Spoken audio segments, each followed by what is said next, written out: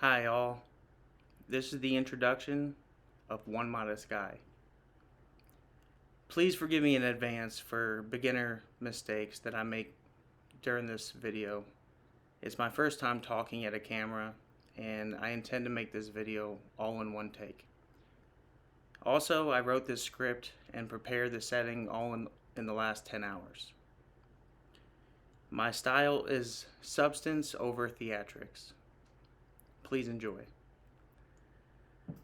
On paper, I'm not what you would call a smart man. I was truant in 3 different high schools, dropped out and got my good enough degree in 2007. My uncle helped me start a career in the Carpenters Union until the economy slowed in 2008. A self-employed master plumber took me in, and more than teaching me everything from rough-ins to roof stacks, silver soldering gas lines, water heaters, and everything in between, he taught me common sense and foresight.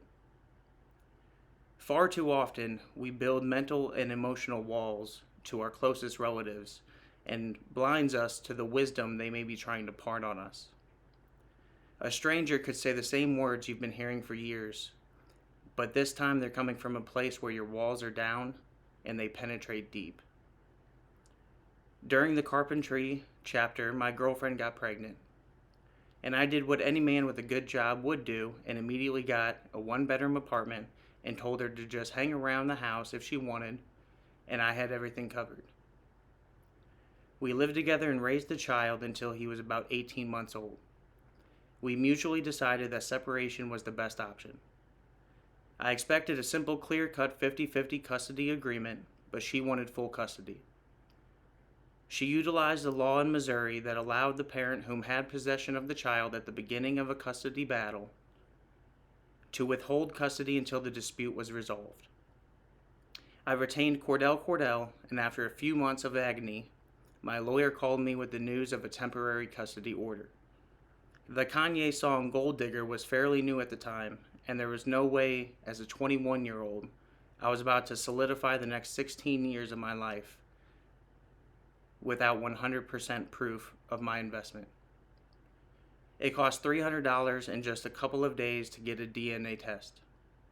The test came back 0% chance of being mine. Looking back, this is a peculiar way for the test to read, but my recollection of the facts is solid. I called my ex and told her she wins. She can have full custody. Just meet me in my lawyer's office. When she arrived, I gave her a copy of my motion to remove my name from the birth certificate and said the child isn't mine and I'm cutting all ties for myself and for my family. Her response was, "I knew the whole time he wasn't yours, but you were so much better off than that other guy that I didn't care." My entire family shunned me for my decision, calling me selfish and cold-hearted for not loving him enough to stick with him despite not having any biological ties. "For gosh sakes, you yourself are adopted," says my father. The only person who was on my side was my paternal grandmother, an angel who walks among us. "Your life is yours to live it, and I support you," she said. I spent a few hours doing laundry and packing up my '98 Ford Ranger, camper shell included, with all of my possessions.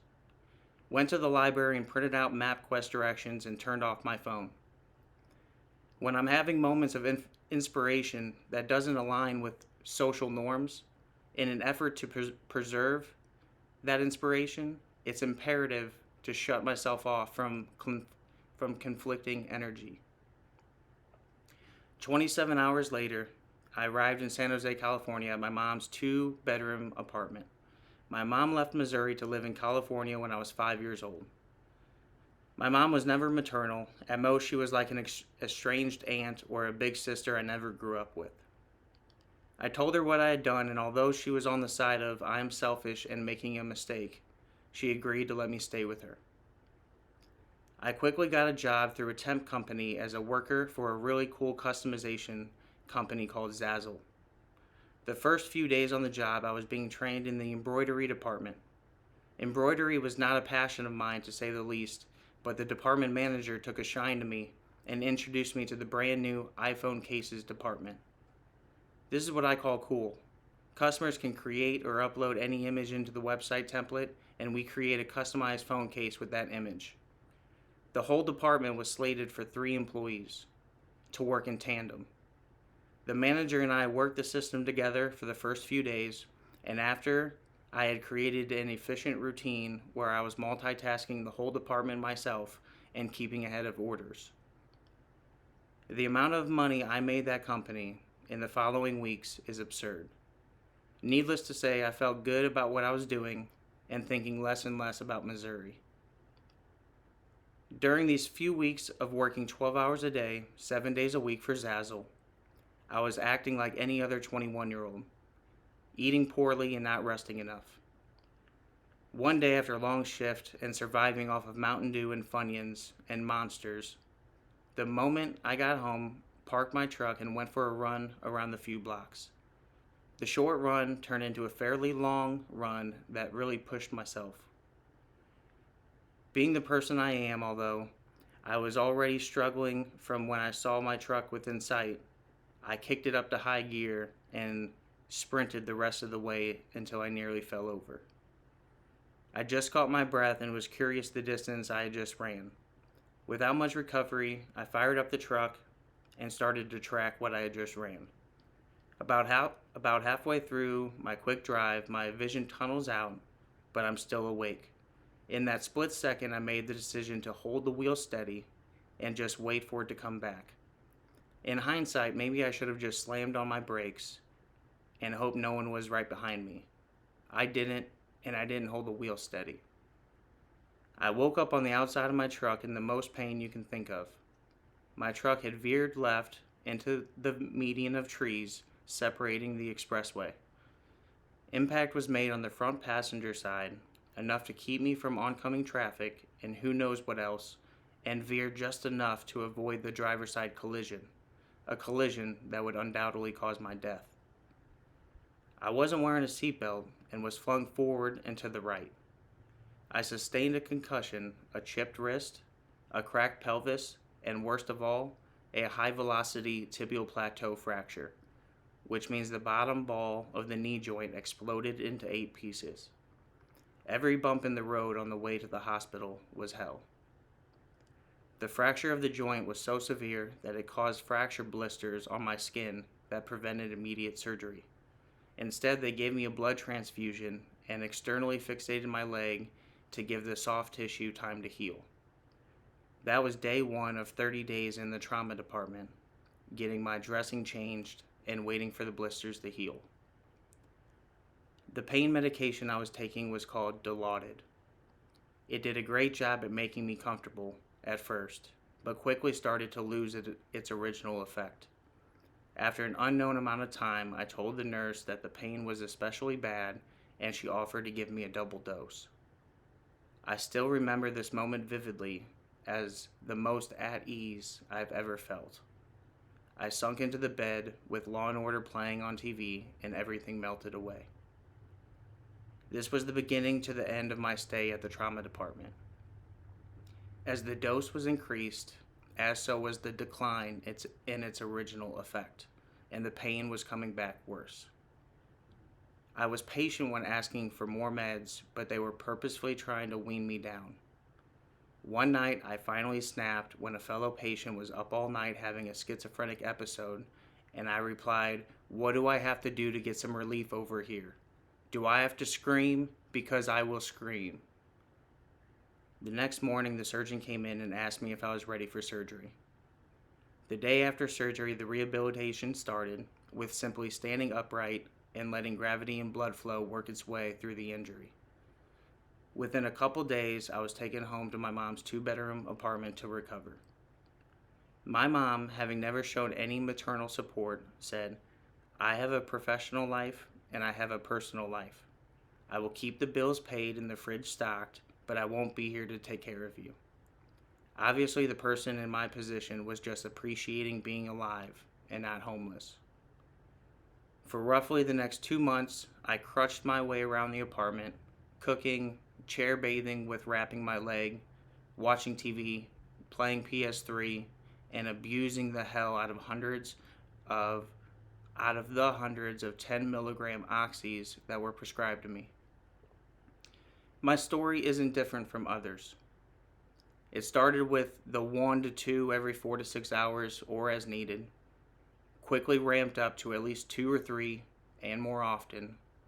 When my stomach started to get weird, I began to put them up my nose in addition to as prescribed. I continued this habit until I was laying out in my gaming chair. Breath was shallow, and I knew that if I didn't stop, I was going to die. I didn't want to die. I told myself right then and there that no matter how much pain and discomfort I am in, I will never take opiates again.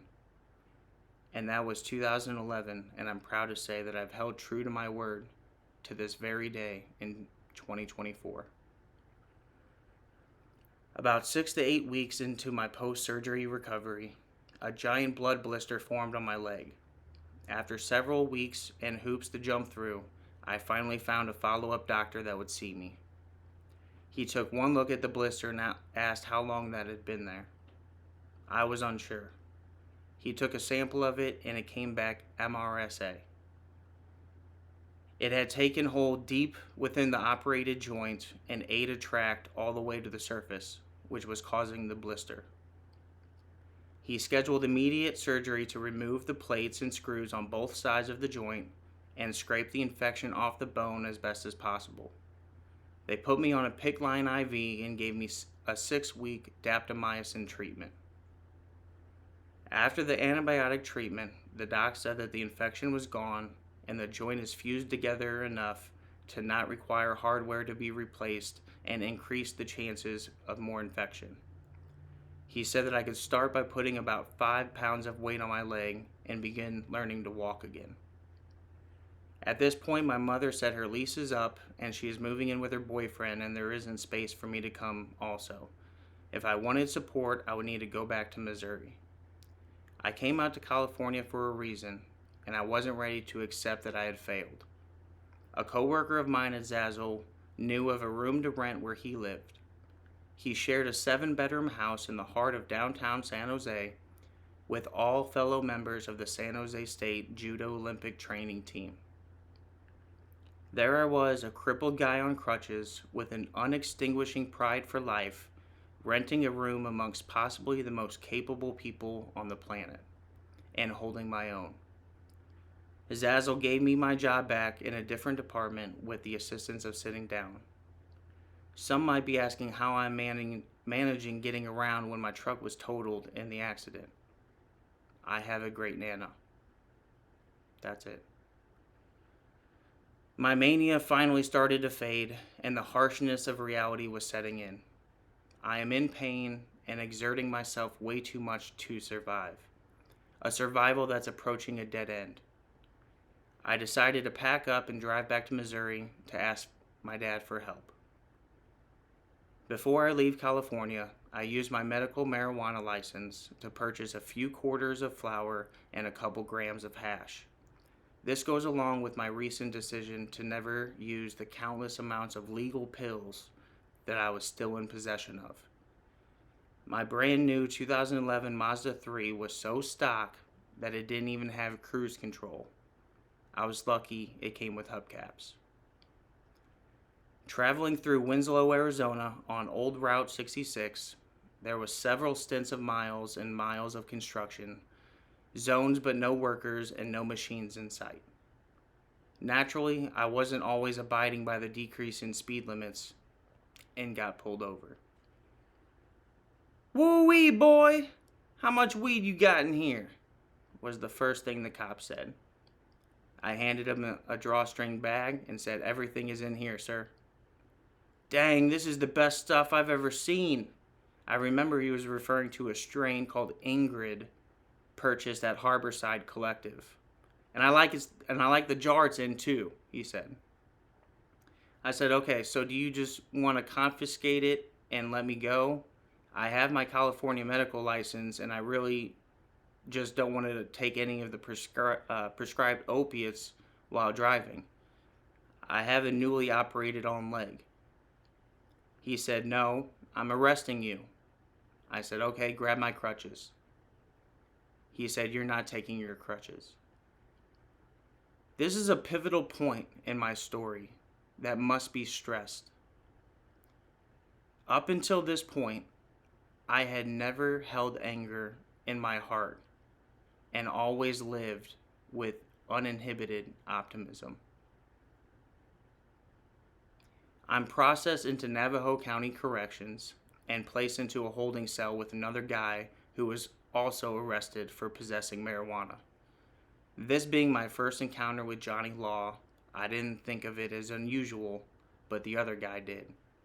He was transporting dozens of pounds, and he speculated that the cops wanted to get us together to talk about how we were in cahoots, when in fact it was just obvious that we were two strangers traveling down the same highway. They process us into our pods. There's an A, B, and C, categorized by level of offense and length of stay. They put me in B block with the extended stay folks. The moment I walk in, fully limping on a leg I shouldn't even be putting 20 pounds of weight on max, I'm approached by guys asking me why I'm walking that way. I lift up my pant leg and everyone gasps, "Oh, dang, that's gnarly.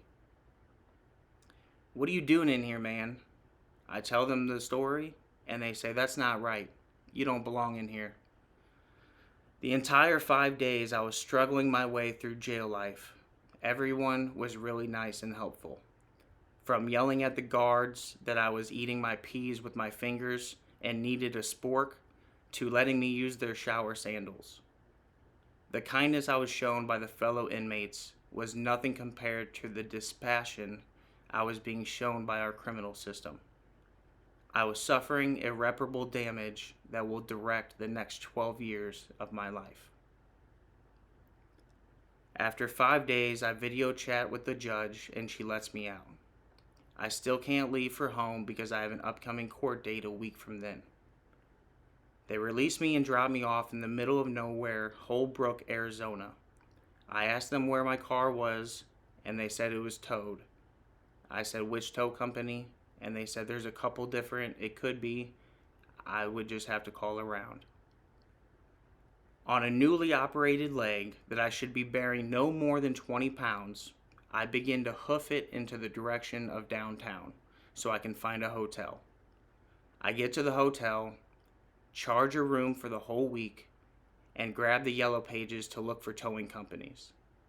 Called around to find my car, walked another absurd amount on a bum leg to get my car back, and then finally I get my car back and it's been tossed through and a disaster. But I have my crutches back. I settle into the hotel room with bags of shredded cheese and bags of corn tortillas. A week passes and I attend court. Court ends without my name being called, so I ask what that meant, and they said I'm free to go home, but because of the gravity of the charges, they can be filed anytime within the next 7 years. Finally, my unexpected chapter in Navajo County, Arizona, was finished.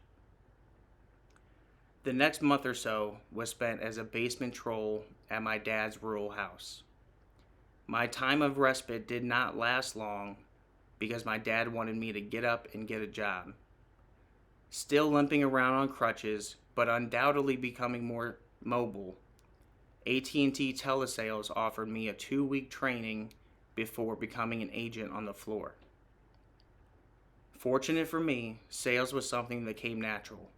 It didn't even feel like I was working. I enjoyed it that much. I stayed with telesales for only a few months before my mobility enabled me to get a brick and mortar retail sales job. My connection with people was always better and easier in person.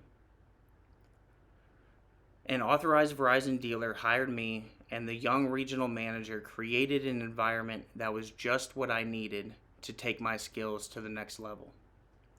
We would do frequent company meetings with a focus on role-playing. He would make us all stand in a line for the chance to role-play with him as the customer. The rules were simple. Successfully navigate the role play while hitting key targets. If at any point you make a mistake, the role play is over. The next person, that person is sent to the back of the line, and the next person is up.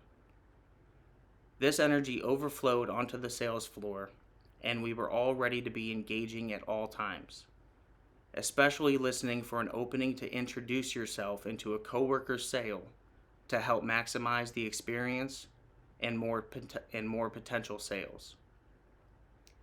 The commission structure was split evenly among all those clocked in at the time of sale. This meant that it did not matter who sold what. What matters is the sale and the experience itself. I was happy in this position for about 6 months when I was constantly reminded that I went to California for a reason, and the unextinguishing drive to do it again would not go away. No bum leg is going to stop me from living life, is what I told myself. So there I was again, packed up my possessions, turned off my phone, and headed west. About 34 hours later, I arrived in San Jose, California, turned on my phone, searched Craigslist, and found a room in a house to rent for $500 a month. It was a room in a 4-bedroom house being rented by a very nice Filipino family. The family had 2 kids, share a room. The parents had the master bedroom, and the family rented out the other 2 bedrooms to help make bills. The duck dinner they graciously shared with me is still something I dream about. So there I was in San Jose.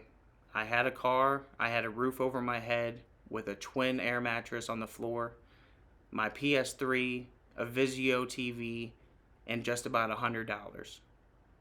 No job, no income, and a pack-a-day Camel filter habit.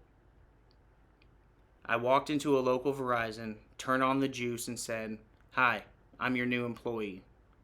The guy looked at me puzzled and said, "What?" I said, "I'm sorry. My name is One Modest Guy.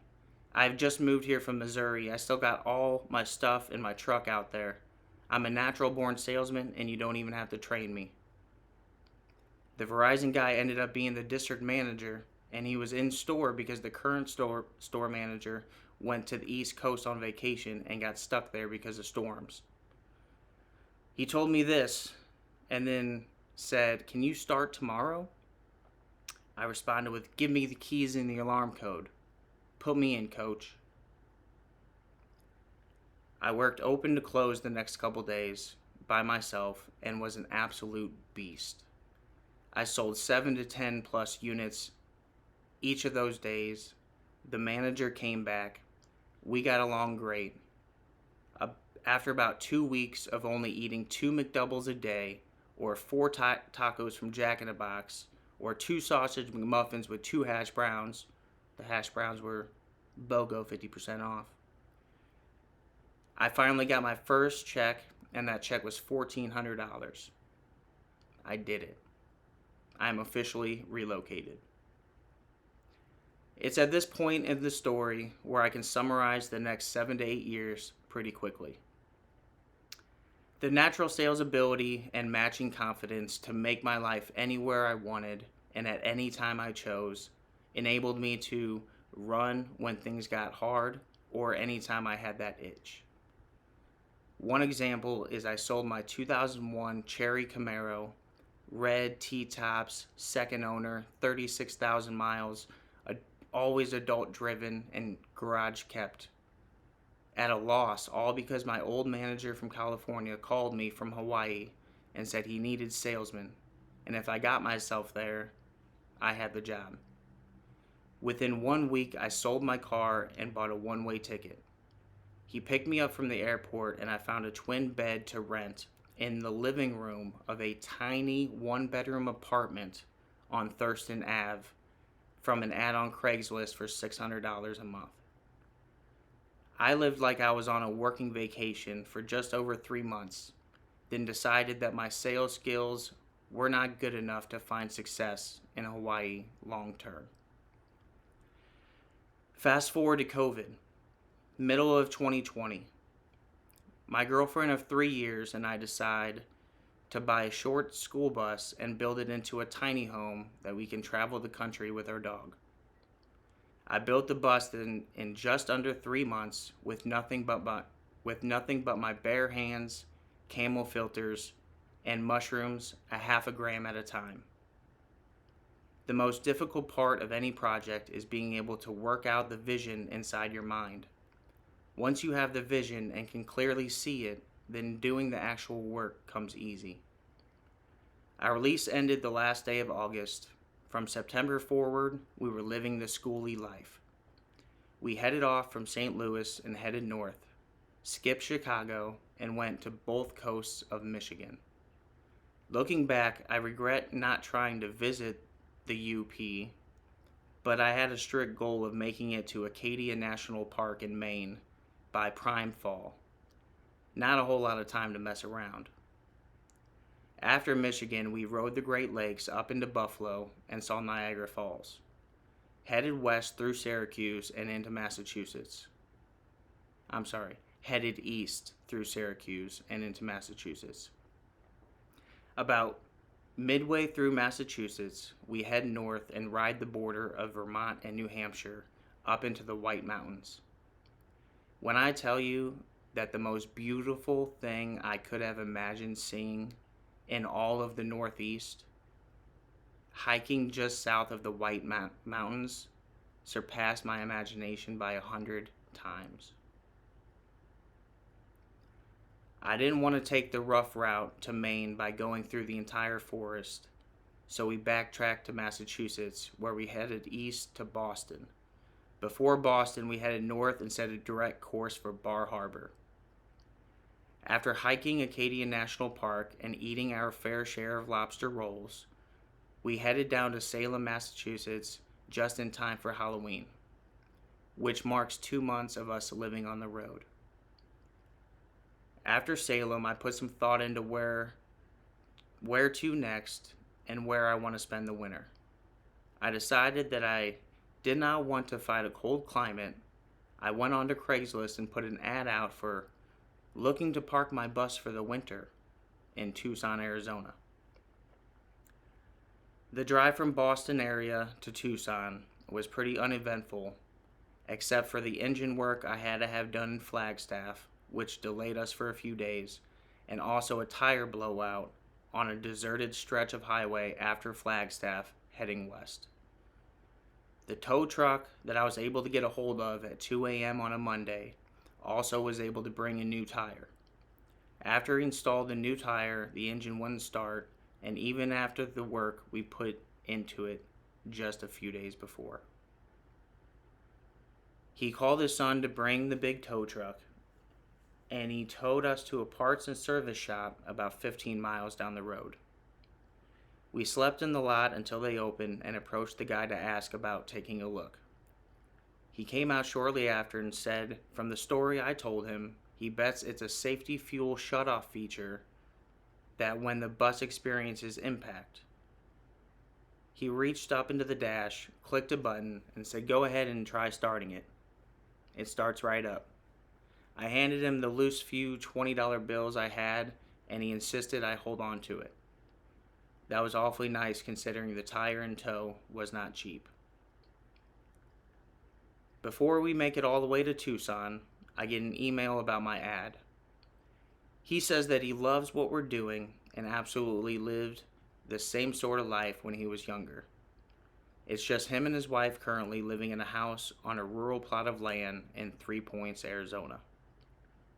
The property is fenced and there's a concrete pad I can park the bus on temporarily, and after meeting, we might be able to work out an arrangement. This is the chapter of Robert and Julie.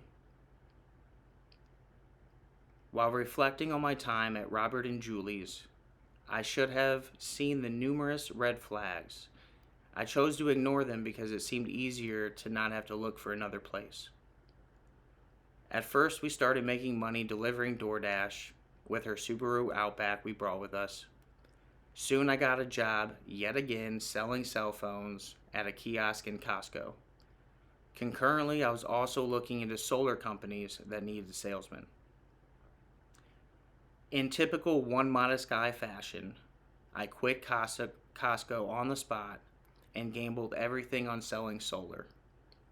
During the same week I quit Costco, I needed to drive my girlfriend to Phoenix to catch a flight back to St. Louis for her sister's bachelorette party. During the week she is gone, Robert has a legitimate schizophrenic episode. One of the red flags he disclosed earlier in the stay. That he is willfully unmedicated, but as long as he isn't a threat to himself or others, he can hop down the street in a pink tutu if he so pleased. This paranoid episode made me feel unsafe on the property, but also made me feel unsafe to leave my dog, Ruby, alone in the bus. I decided to bail on my new solar opportunity so I could safely stay with Ruby, even if it meant not having a shower or a toilet. The plan was always for us to drive the Subaru back to St. Louis for the actual wedding just a week after she had just been there for the bachelorette party. I picked her up from the airport and told her all about the exciting week I had, and that now she's back to stay with Ruby, I can contact the solar company and see if I can make amends. They allow me to attend the Wednesday morning meeting and go from there. During the meeting, I spoke up about needing to take the following week off for the wedding in Missouri. I was in the wedding party. He was quick to say, "Really? I hired you because I thought you were a diamond in the rough. And last week you bailed, and next week you want a vacation. You're going to have to show me something." After the meeting, 4 of us went out door knocking. During that round of door knocking, I came across a closed iron storm door that I knocked on, but I couldn't see that the inside door was actually open. Immediately after I knock, I hear, "Yeah, what?" I went through my story for being there, and it turned out she was actually needing a roof replacement in addition to being interested in solar. Same day, I call my boss and tell him to get his roof guy out there ASAP to get her a new roof quote, and at the same time, I needed him to create a proposal for me to present. I think by Thursday evening is when the roofer made it over to give the quote, and my boss called wanting me to follow up with her interest in moving forward with the solar before he pays for creating a proposal. I give her all of Friday to think about it, and Saturday morning about 10 a.m. I follow up. I ask her how the roof quote went and if she's interested in moving forward. "Bring me the numbers," she says. I call my boss to create a proposal, and we set a Sunday morning closing appointment with the client. I show up Sunday morning, still waiting to get the proposal emailed to me, when a coworker shows up saying that the boss doesn't think I'm ready to close this alone. I didn't like that he was there, but I also wasn't going to fight. We sit down with the client and go over closing documents, during which time I needed to pee. I said, "I'm sorry if this is unprofessional of me, but may I use your restroom?" She responded with, "Yes, but watch out for the seat, it's cracked. I have the new one, I just haven't got around to installing it yet." I said, "Let the kid fix it for you." I finished installing the toilet seat in no time at all, peed, and headed back to continue the closing. After a couple hours, everything is signed and authorized. I called my boss to tell him about the double slam dunk roof solar combo that took me exactly 5 days from a blind door knock to a signed deal. His response was, "Congratulations, enjoy the drive to St. Louis." I was flying high. I thought this was it. All of my sales experience was just training me to be a successful solar salesman. I can't remember exactly the percentage of commission, but I think it was like 7% of solar sale price and 5% of the roof price. Taking into consideration my newfound solar success and the unstable environment where our bus is parked, I decided to take the gamble one step further and spent the majority of what we had saved on a 1-year lease for a studio apartment and a place to park the bus. I signed this lease the same Sunday after I closed my first sale. I was all in. We left that Monday, and the trip was great. I was telling anyone who would listen about my new success and stories of future fantasies. We arrived back in Tucson and are unable to make contact with Robert and Julie. After the episode of his, all I can think about is another red flag that I dismissed. A story about how Robert owns a lot of guns and just recently thought about getting rid of them but hasn't. And a follow-up story to that is Julie either attempted or almost attempted a murder-suicide because she didn't think she wanted to live anymore and she thought Robert couldn't live without her. Straight from their mouths. Needless to say, all I wanted was a message or call to say, yeah, of course, come by anytime you're back. But without that confirmation, I did not feel safe approaching his locked gate. There we sat in our new studio apartment with only the belongings we took on the St. Louis trip, waiting for Robert and Julie. Our relationship had been dying, and with this level of instability, it was just too much for her to stay. She packed up, took my ruby, kept the $5,000 engagement ring that I still owed $3,000 on, and ghosted me to this very day. I often still wear my ruby dog tag around my neck. I was alone in the studio with very little possessions. The rest was in the bus. My ex had obviously driven her Subaru back to Missouri, and if I can't get the bus back, I will be on my way to homeless. I went through a highly manic period and filled 2 notebooks with material that I swore would change my life and make me money. When I would write in the notebooks, I would put away my phone in a dark place, and I would never speak what I wrote out loud. Some might call this paranoid delusions, but I believed that my safety and well-being was at risk, and I was being watched by someone who was wanting me to fail.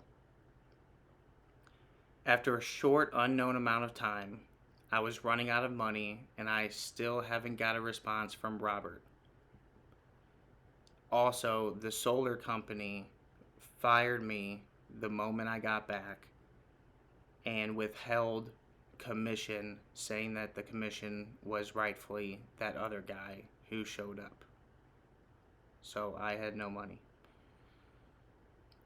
I fantasized about how I could sneak over his fence and bypass his cameras and use my key to gain access to my bus. Then, once I'm in my bus, I make a call to 911 saying that I'm in my bus on a gated property and I don't feel safe. At that point, I figured they would make him open his gate and I could just drive right out.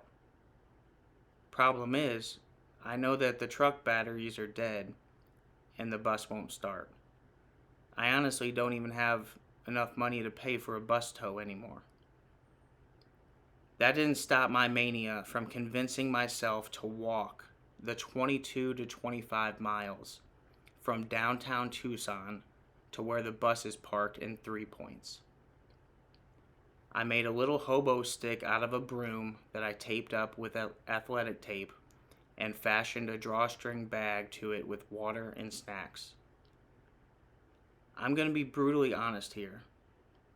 I was also fantasizing about a possible life path where I roam the earth on foot as a vagabond.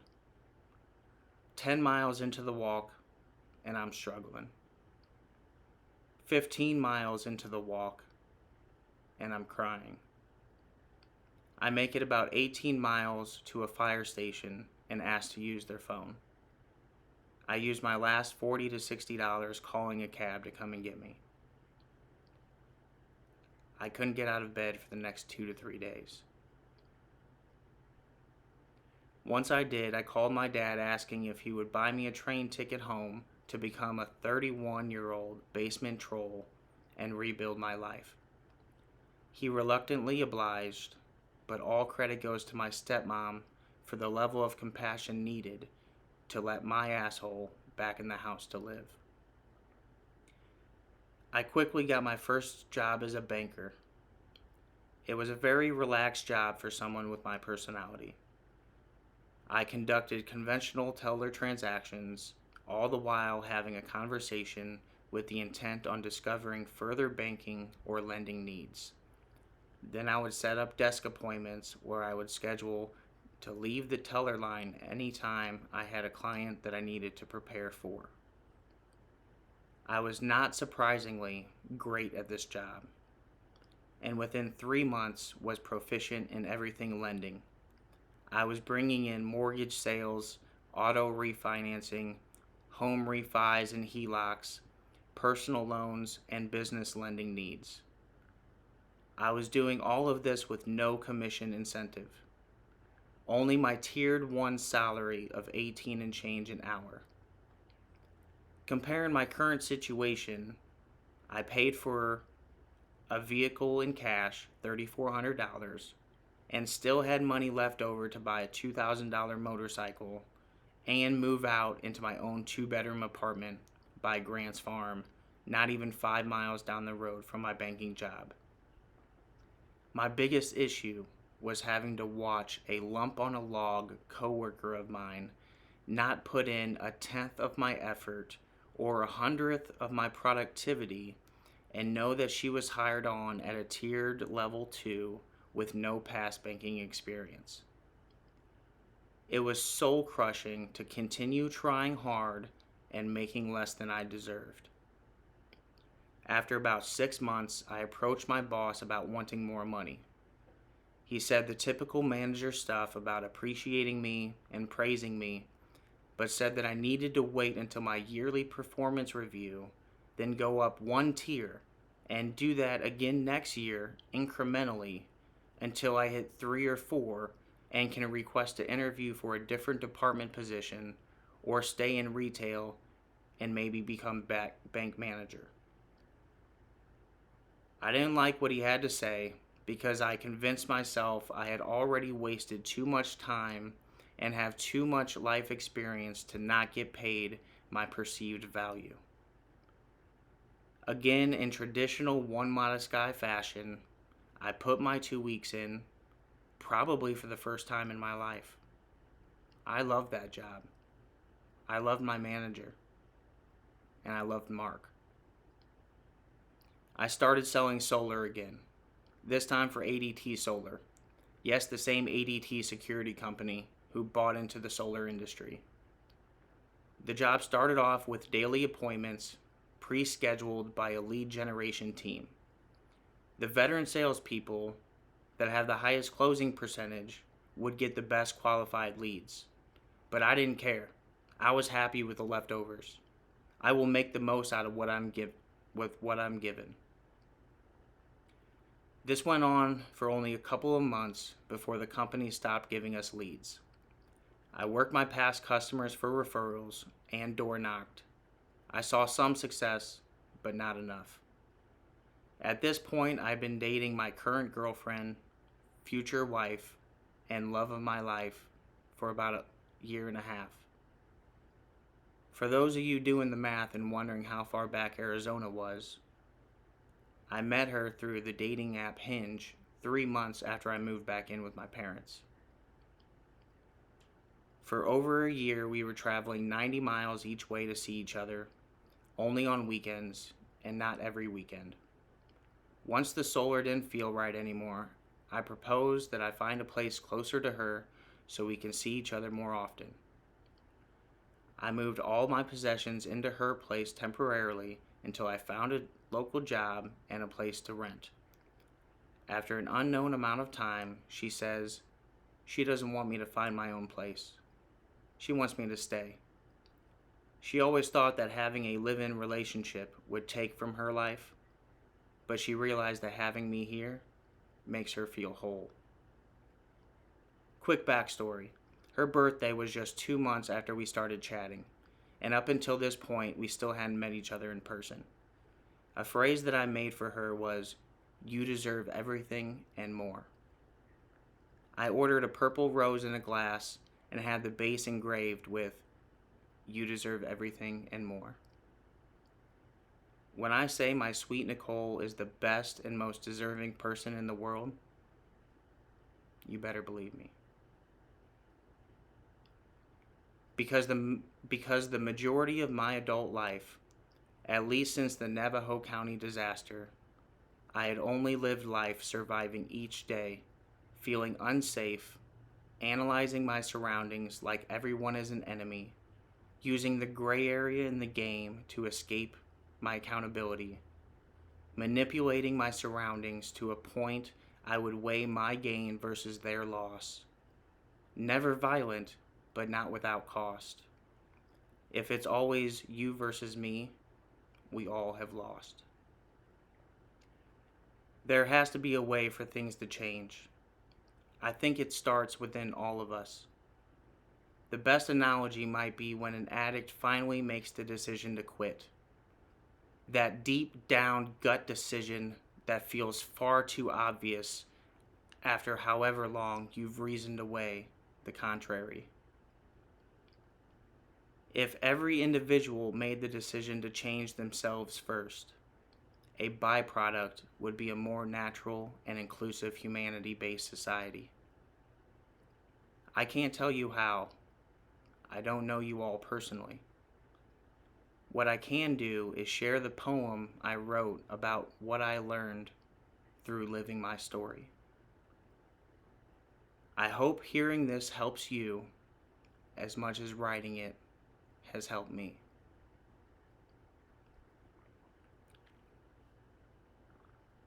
Broken no more, I feel reborn. Well-being is found, I search no more. Appreciation is earned through torment and gore. Without rock bottom, what's so special to soar? Pain kept you alive and in good company. Survival has a cost, and it's not scar-free. All hope lost is the trick we believe. Trauma's victory and your defeat. Waiting for the world to change isn't enough, so buckle up. Reality is about to get tough. You alone control the lush and the muck. The fire convinces you you only have bad luck. The fire is good at making you feel small, feel weak, feel like you're nothing at all. The fire is a lie. Evil wants you meek, a perpetual fall. I suddenly have the strength to proudly stand tall. Am I even deserving at all? My trials and tribulations that made me strong lost the battle of right and wrong. Still my heart is lightweight, the goal all along. So, if you guys like the cut of my jib, do me a solid and click the like and the subscribe button so that this video may reach more people in need. I plan to release a weekly poem and maybe a short story for context. Thanks for watching. This has been One Modest Guy.